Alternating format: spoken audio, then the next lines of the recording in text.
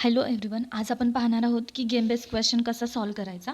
Game based क्वेश्चनमध्ये इथे question mark दिला आहे, त्या ठिकाणी कोणतं सिम्बॉल येईल हे आपल्याला फाइंड करायचं असतं.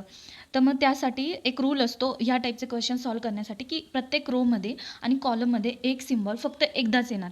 या सेंटेन्सवरून आपल्याला हे कळतं की इथे हेच सिम्बॉल येणार जो की ह्या रोमध्ये पूर्ण आणि ह्या कॉलममध्ये जो सिम्बॉल नाही आलेला आहे एकदा पण. यावरून हे कळतं की हा जो स्टार आहे तो तर ह्या जागी येणार नाही, कारण हा इथे येऊन गेला आहे, पूर्ण रोमध्ये एकदाच आला पाहिजे. रेक्टँगल पण नाही येणार. मग राहिले फक्त दोन सिम्बॉल जे की ह्या क्वेश्चन मार्क्सच्या जागेवर येऊ शकतात. तो आहे सर्कल आणि ट्रँगल. तर मग हे कसं ओळखायचं?